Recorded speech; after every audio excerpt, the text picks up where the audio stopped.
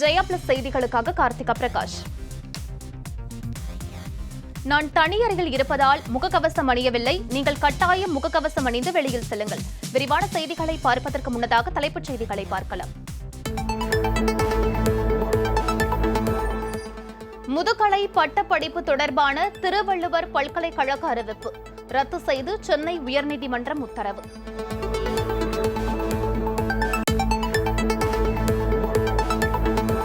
கீழடி அருகே உள்ள கொந்தகையில் தொடர்ந்து நடைபெறும் அகழாய்வு. உலோகத்தாலான பண்டைய கால ஆயுதம் கண்டெடுப்பு.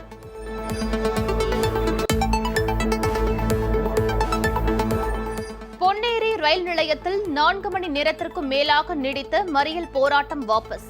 குறித்த நேரத்தில் ரயில்கள் இயங்கும் என அதிகாரிகள் அளித்த வாக்குறுதியால் பொதுமக்கள் சமரசம்.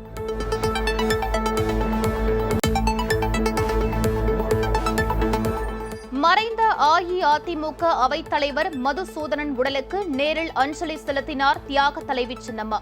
குடும்பத்தினருக்கு ஆறுதல்.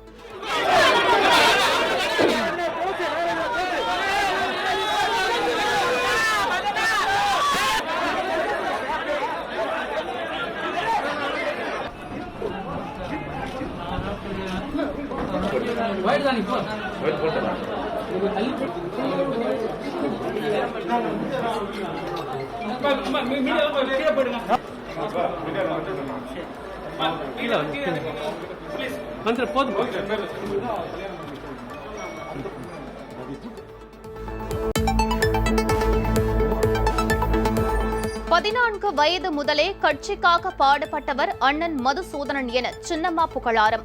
அவரின் மறைவு அஇஅதிமுகவிற்கு பேரிழப்பு என்றும் சின்னம்மா பேட்டி.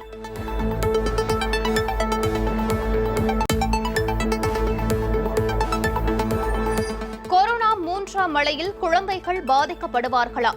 முன்னெச்சரிக்கை நடவடிக்கையாக 13 பேர் கொண்ட சிறப்பு பணிக்குழுவை நியமித்தது தமிழக அரசு.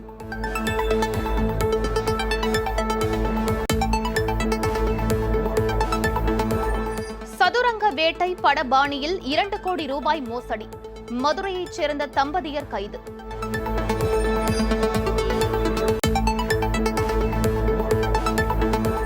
விளையாட்டுத் துறையில் வழங்கப்படும் ராஜீவ் காந்தி கேல் ரத்னா விருதின் பெயர் மாற்றம். தயான் சந்த் கேல் ரத்னா விருது என மாற்றியது மத்திய அரசு.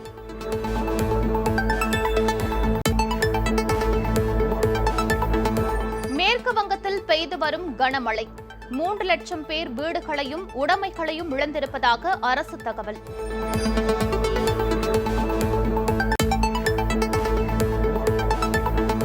இருபத்தி 4 மணி நேர காசோலை பரிவர்த்தனை வசதி அமலுக்கு வந்ததால் காசோலைக்கான தொகையை உறுதி செய்து கொள்ள வேண்டும். வாடிக்கையாளர்களுக்கு ரிசர்வ் வங்கி அறிவுறுத்தல்.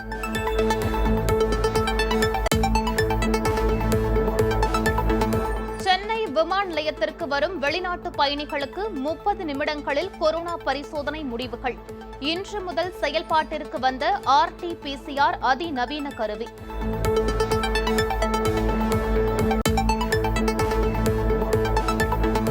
அணு ஆயுதங்களை கைவிட உலக நாடுகள் முன்வர வேண்டும். ஹிரோஷிமா தினத்தை ஒட்டி ஜப்பான் அரசு வேண்டுகோள்.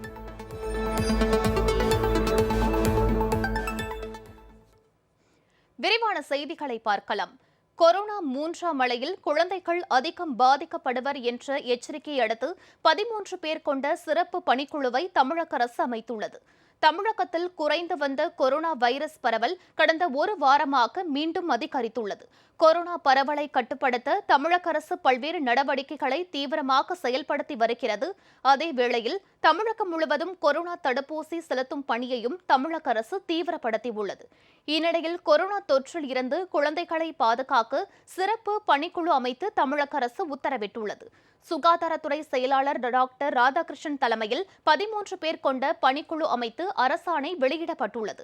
கொரோனா 3ஆம் அலையில் குழந்தைகள் அதிகம் பாதிக்கப்பட வாய்ப்பு என வல்லுநர்கள் எச்சரித்த நிலையில் அவர்களை பாதுகாக்க சிறப்பு குழுவை தமிழக அரசு அமைத்துள்ளது.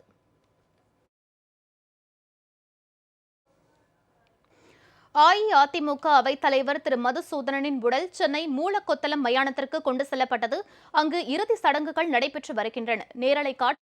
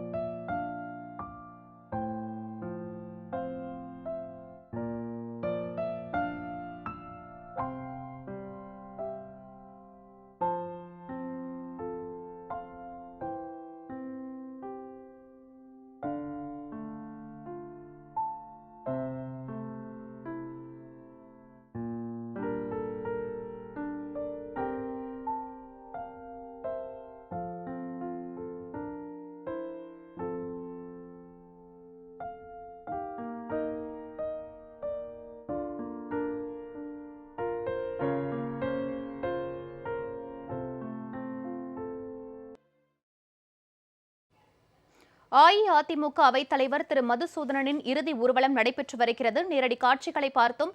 கீழடி அருகே உள்ள கொந்தகையில் உலோகத்தாலான பண்டைய கால ஆயுதம் கண்டுபிடிக்கப்பட்டுள்ளது.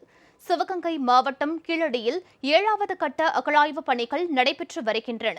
இதுவரை 14,000க்கும் மேற்பட்ட பொருட்கள் கண்டுபிடிக்கப்பட்டுள்ளன. அவற்றை ஆவணப்படுத்தும் பணிகள் நடைபெற்று வருகின்றன. இதனிடையே கீழடி அருகே உள்ள கொந்தகையில் நடைபெற்று வரும் அகழாய்வின் போது 46 சென்டிமீட்டர் நீளமுள்ள உலோகத்தால் ஆன ஆயுதம் கண்டுபிடிக்கப்பட்டுள்ளது. இந்த ஆயுதம் குறித்து தொல்லியல் துறையினர் ஆய்வு நடத்தி வருகின்றனர்.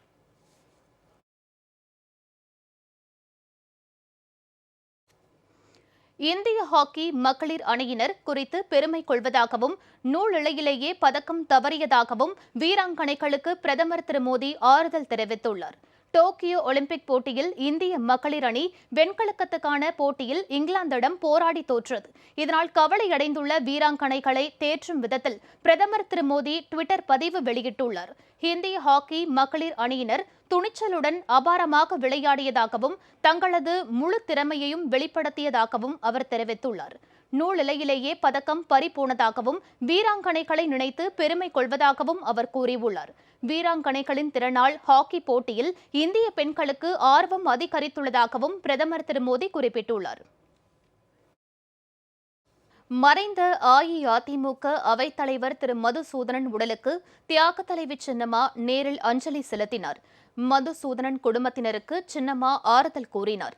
அஇஅதிமுக அவைத்தலைவர் திரு மதுசூதனன் நேற்று மருத்துவமனையில் சிகிச்சை பலனின்றி உயிரிழந்தார்.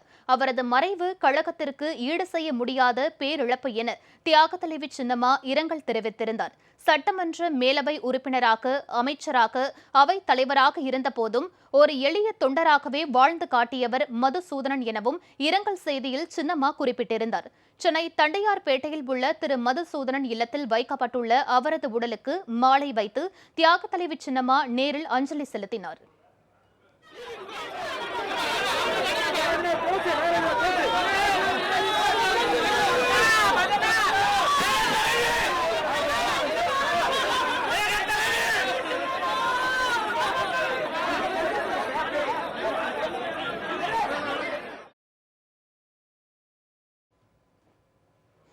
இதனைத் தொடர்ந்து மறைந்த திரு மதுசூதனனின் குடும்பத்தினருக்கு தியாக தலைவி சின்னம்மா ஆறுதல் கூறினார்.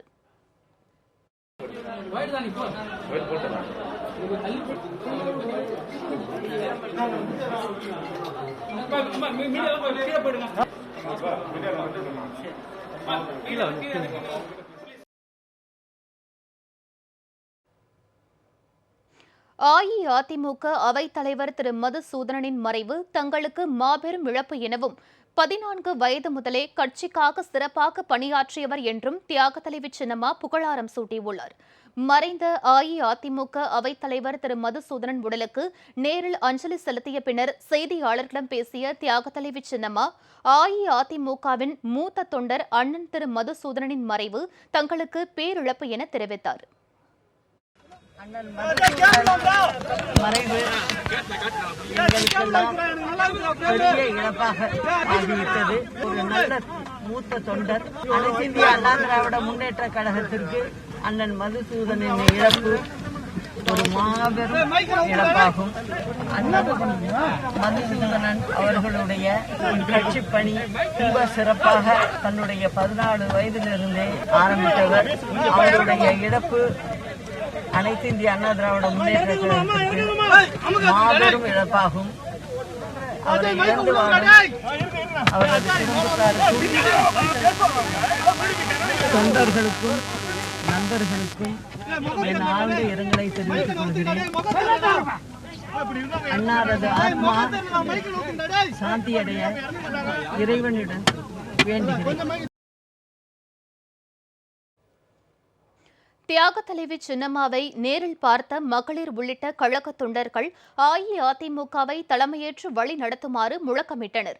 மறைந்த அஇஅதிமுக அவைத்தலைவர் திரு மதுசூதனன் உடலுக்கு நேரில் அஞ்சலி செலுத்திவிட்டு இல்லம் திரும்பும் வழியில் மகளிர் உள்ளிட்ட தொண்டர்கள் தியாக தலைவி சின்னம்மாவை சந்தித்து பேசினர். அப்போது அஇஅதிமுகவிற்கு தியாக தலைவி சின்னம்மா தலைமையேற்க வர வேண்டும் என பெண்களும் தொண்டர்களும் முழக்கங்களை எழுப்பினர்.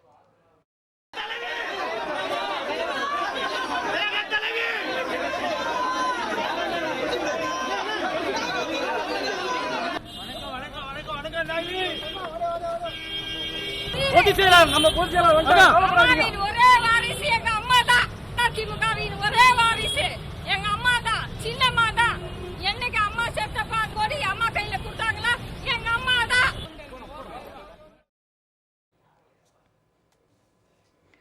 செலவை கணக்கு காட்டி ரயில்களில் பயணிகளுக்கு வழங்கப்படும் வைஃபை வசதி திட்டம் ரத்து செய்யப்பட்டுள்ளதாக மத்திய அரசு அறிவித்துள்ளது. இந்த திடீர் அறிவிப்பு ரயில் பயணிகளை ஏமாற்றமடைய செய்துள்ளது. 2019ஆம் ஆண்டில் ரயில்களில் நடைமுறைப்படுத்தப்பட்ட வைஃபை சேவை மூலம் பயணிகள் பலரும் பயனடைந்து வருகின்றனர். இந்நிலையில் வைஃபை வசதி திட்டத்துக்கான செலவு கூடுதலாக இருப்பதால் அதனை ரத்து செய்வதாக மத்திய அரசு தெரிவித்துள்ளது. நாடாளுமன்றத்தின் மக்களவையில் கேள்விகளுக்கு எழுத்துப்பூர்வமாக பதிலளித்த மத்திய ரயில்வே தகவல் தொடர்பு மின்னணு மற்றும் தகவல் தொழில்நுட்பத்துறை அமைச்சர் திரு அஸ்வினி வைஷ்ணவ், ரயில்களில் வைஃபை தொழில்நுட்பம் அடிப்படையிலான இணைய சேவைகளை அலைவரிசை கட்டண அடிப்படையில் பெற வேண்டியதுள்ளது. இதன் மூலதன செலவு அதிகமாகிறது என குறிப்பிட்டுள்ளார். இதனை அமல்படுத்தும் செலவும் குறையவில்லை என்றும் பயணிகளுக்கு போதிய இணைய அலைவரிசை கிடைப்பதிலும் சிக்கல் நீடிப்பதால் இந்த திட்டம் ரத்து செய்யப்படுகிறது என விளக்கம் அளித்தார். நிறுவனங்களிடம் இருந்து முன் தேதியிட்டு வரி வசூலிக்கும் நடைமுறையை ரத்து செய்யும் வகையில் வரி விதிப்பு சட்ட திருத்த மசோதா மக்களவையில் தாக்கல் செய்யப்பட்டுள்ளது. நிறுவனங்களிடம் இருந்து முன் தேதியிட்டு வரி வசூல் செய்யும் நோக்கில் கடந்த 2012ஆம் ஆண்டில் நிதி சட்டம் இயற்றப்பட்டது. இந்த நிலையில் வருமான வரி சட்டம், நிதி சட்டம் ஆகியவற்றில் திருத்தங்களை மேற்கொள்ள வழிவகுக்கும் வரி விதிப்பு சட்ட திருத்த மசோதாவை மத்திய நிதியமைச்சர் திருமதி நிர்மலா சீதாராமன் மக்களவையில் நேற்று தாக்கல் செய்தார். அதன்படி முன் தேதியிட்டு வரி வசூலிக்கும் நடைமுறை தொடர்பான விதிகள் நீக்கப்படவுள்ளதாகவும் அந்த விதிகளின் கீழ் நிறுவனங்களிடம் இருந்து வசூலிக்கப்பட்ட தொகை வட்டியின்றி திரும்ப செலுத்தப்பட உள்ளதாகவும் மத்திய அரசு தெரிவித்துள்ளது.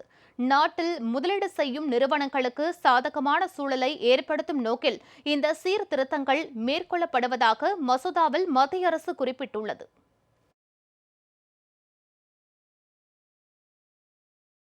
அடுத்தடுத்த நிகழ்வுகளுக்கு தொடர்ந்து பாருங்கள் ஜெயா பிளஸ் தொலைக்காட்சியை.